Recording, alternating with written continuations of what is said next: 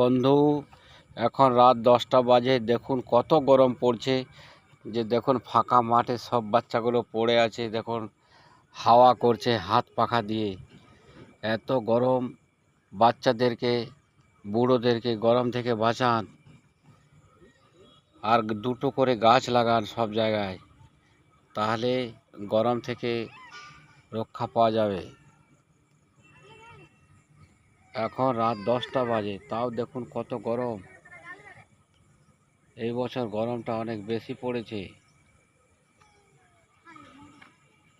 कोई चीन से आएगा नहीं कोई।